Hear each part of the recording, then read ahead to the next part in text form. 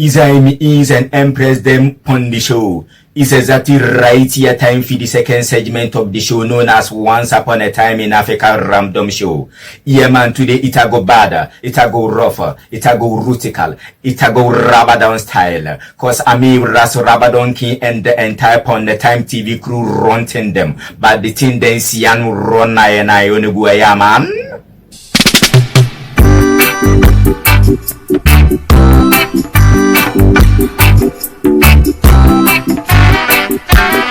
Is I today on the show I go talk about the arrival of Africans and the strength of the Maroons in Jamaica, this present day Jamaica. Is I to stay update on the show, don't forget to click on the subscribe, like, share and notification button below and to comment as well. Remember that every time. Yeah man, this program is sponsored by Rabadon Electrical Engineering. Contact the electrical experts for all kinds of electrical works and accessories. Alpha mailing. Also this in all kinds of mailing machines like corn, maize, granite, fufu machines and more.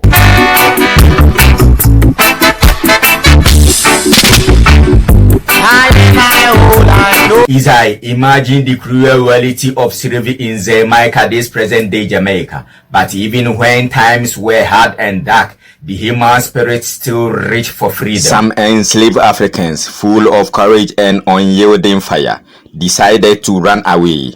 They escaped into the wild, rugged mountains, which were hard to reach and even harder to cross. These brave souls, these escapees, became the Maroon. The word Maroon comes from the Spanish word cimarron, meaning wild or runaway. They were the seed of resistance, the very spirit of defense. They built their own secret communities deep in the mountains. They created their own world. They learned how to live off the land. They were masters of the bush, the rivers and the cliffs. Their lives blended African custom with survival skills. They built villages that no one could find, grew their own food, and hunted wild animals. They knew the land so well, they used it as both a shield and a weapon. Just imagine their villages hidden away in the thick forest, far from the eyes of the slave masters and soldiers. They lived together like one big strong family. African languages, music and spiritual practices all continue strongly in their communities. In 1955, the British arrived, hungry for sugar. They attacked the Spanish, and the Spanish released many of their African slaves and fled. Yes, the British come for real and they come to stay. That marked the start of a difficult time. The island became a prison, a place full of cruelty and suffering. Ships filled with African people arrived there, their body packed tightly, all brought to work on sugar plantation like beasts. Imagine the cries, the pain, the unending labor. Even the air felt heavy with suffering. But still, the spirit of the people never died. Some of the Africans escaped. Some even killed their master and freed themselves. They ran up into the mountains to join their Maroon brothers and sisters. Out of the shadows, resistance rose. The Maroons, those who were brave enough to run away, built their own communities in the rough mountains, part of the island. Jamaica, this present-day Jamaica mountain, divided the Maroons into two main groups, the Windward Maroons in the east and the Leeward Maroons in the west. The hills and valleys acted as natural walls, so the Maroon group developed differently depending on where they settled. In the rugged eastern mountains, the Windward Maroons were strong under the powerful and mystery leadership of Queen Nanny. She wasn't just a leader, she was a true warrior. She knew all the guerrilla warfare tricks, and she was also a spiritual leader. People believe she had powerful obia, a kind of river god power that comes from the Gold Coast in West Africa, Guyana. People whispered that she could even catch bullets with her bare hands and disappear just like smoke. She was born around 1686 in Ghana, West Africa. Her warriors were just as brave and loyal. One of them was named Quao, a strong, respected military leader, also from the Gold Coast. He used to lead many raids on plantation. Similarly, in the rough western mountains, the landward Maroons rose under the Coromantee leader named Nakwan. In 1690, he led a big rebellion on Sutton's estates. After he died, a free-born warrior named Captain Cudjoe, Nakwan's son, took the lead. He was wise, smart, and knew how to bring all the Maroon committees together. He led them through the First Maroon War. Beside him was Akompong, another spiritual leader. These men were true masters of guerrilla warfare. They moved quickly and struck fast, then disappeared back into the bush. They used the land as a weapon, ambushing enemies from hideout, using the bush and hills to vanish like smoke. Easy, ladies and gentlemen, we are to end here and continue with the First Maroon War sometime later. Ewie na nana mahwefo ne tiefo se de ka asem okasa foforo mni ne nyina ne yeti ase ne ye kira se wotwi mu ne nyina yetimi ate ase. Ewie na nana mahwefo ne tiefo ene ye kasa afa ebibifo a ya ye de omo baaze maka ene de Jamaica ene Maroonfo ahoden ahyase. Ewie na nanam wa woni tua eye enkoasom ene obre aya ekoso ewoze maka a ene ye fani Jamaica asase so no nanso ni nyina mu no ewo ebre mu oden ene esumbre mu no na enipa honhom eda so ahwehwe fa ahodie.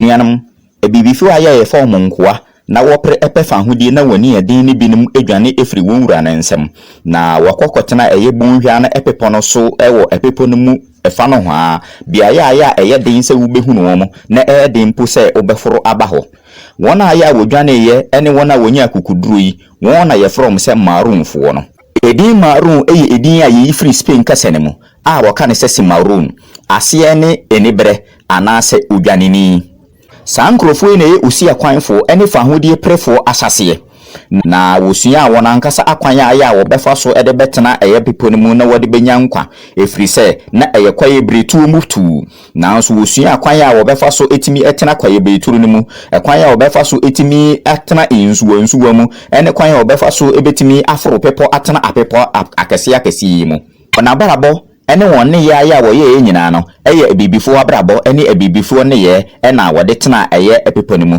na wo musua kuo no wo kyekere ye ewo ahintaye mu won ankasa edua won ankasa ade eye won ankasa efu na afin so wodane ahayofo eko ahayo omo ankasa ekyekere ye omo kuro no mu no ewo ahintaye mu na wosua enya nimdie ahodo bibiri ya wo fa so ede odomankoma abode ene odomankoma ensa no enyuma edi twitwaje won ho edi bon won ho ban enya nimdie wo mu pa nianam eyade wanwa ekwan ya wofa so ekyekire won kura ewo epo ne mu ene kwan ya wofa so di won kura na ehinta won eso hyefo no ana won sudifo no na eyade wanwa yi pa na wode won abibirem kasa won abibirem nyum ene won abibirem nyankomade ena wode tena ho edi ye won amamre ne won amane ene won asetena nyerara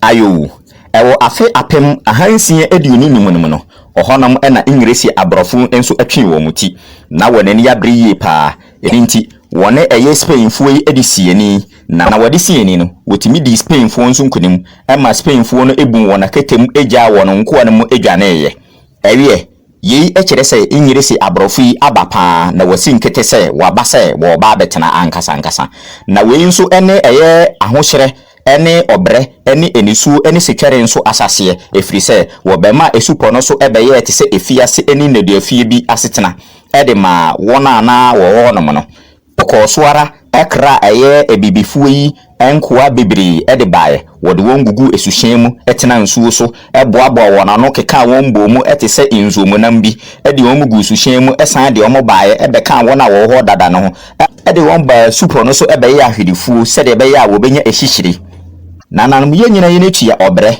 oyaw setware ene ahokyera no odin aya ingiresi abrofo edigu ebibifo yi so ewo supo ne so awo hye won so ara ama enframa mpo ana ewo so no musa abre na nkasa kora etebre nanso ni nyina emu no ebibifo aya na wo sa nko asumi mu ekra ene wo honhom amboto de biara da wona na wokosoa wa kukuduru se wo beprefa ahudie agye won ho no ekosowara ekura won mudie mu de yokudu honhom etena ho eye engoyi ekodu bere bi se won mu binim enya akwan adwane ye na won nso ana wo akukuduru kese no nso ekunkum won wura nam adwane ekokan won nua na ya wo pepo no so ewo esupo no so enianam ebra wona ya wondwane ye nso koka won nua nam no ebema ebusuaku no a wo kyekere ye ne won kura no omumuye kosowara eye den efise dore ana na wo dore wo odomankoma adebo mu no zeima ka ai ne ye firi Jamaica esupo no emu ache ahodo mienu ye wo atifi fam maroonfo aye etena atifi fam no wona na ye from say windward maroons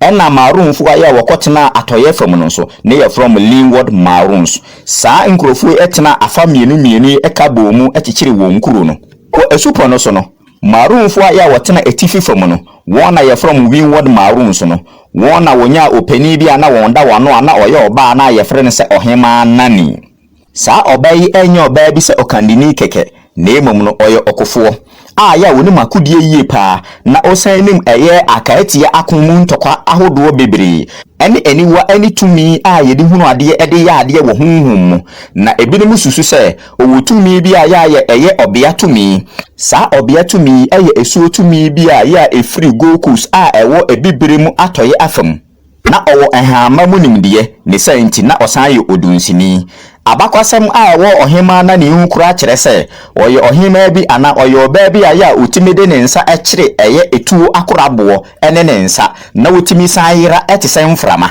yew eye saa Queen Nanny ewo afe apem ahansia edi wotwe insia ne mu ene ye wo no ewo gokus oman Ghana mu a ya ewo ebibire mu atoye afam akofo aya na eka na ho ana omye anokwafo na afi nso na omho odin yie pa a eboa na ema na heni itimi ginaye ebi ene kwawo na oyo odombere ma bi aya na yebu ni yie pa na afi nso na oyo sere ne kese pa a na ono nso efri eye goku sasase so aya ene mremi ye frɛ ne Ghana no saa okofuyi eboaye edi edomanim ema wotimi ekonye eje insase bebre sara enso ena ewo atoye fam ewo pepo no so no wona ye from leeward maroons no won so wo sore ye ewo kromanti epani bi aya na ye frɛ ne nakwan saa oberema yi eyo oberema bi aye wo no ewo afe apem ahansia edi okunu ni mu ena ye wo no na ono nso edi edomanim eko esa ewo Sutons estate ni mu edi nkunim kromanti pani nakwan ewuye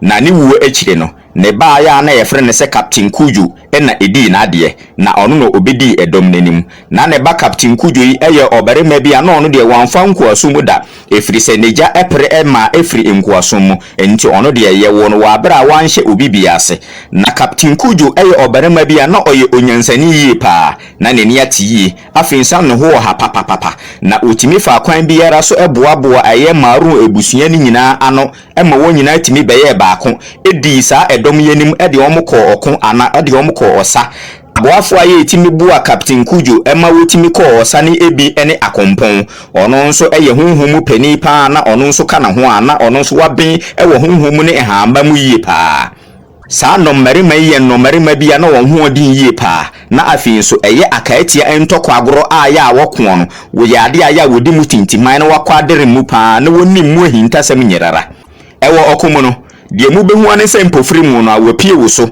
na sa wo betwa wodade agotwa wo na sa obetu wetu awato na sa obetu wagyan awato na sa otu wagyan ana so otwa wo nkranta mpofiri mu na obesen hunu se wasan yera wa abra unhunu no we ene kwan na wo fa so ene wona tamfo eko ewo kwaye mu ene enwura mu tu mu wonam kwaye britu onua enhaban ene nhoma yi so etime de yera wona tamfo etise enwisie ewo abra wona tamfo eni ntimi nhunu omkora ewe ahefo ne tiefo nananam yedi besi ha no ne yato aso eda foforo ewo okun a ye edi kan ya maroonfo no ekon ye no ho. Yeah man, really and truly is exactly the time to call the show to a close. My name still remain Ras Rabanonkin, me love unu all to the mercy I don't know. No forget to click on the subscribe, like, share and notification button below to stay updated on the show. See you same time, stay blessed. Ta-ta!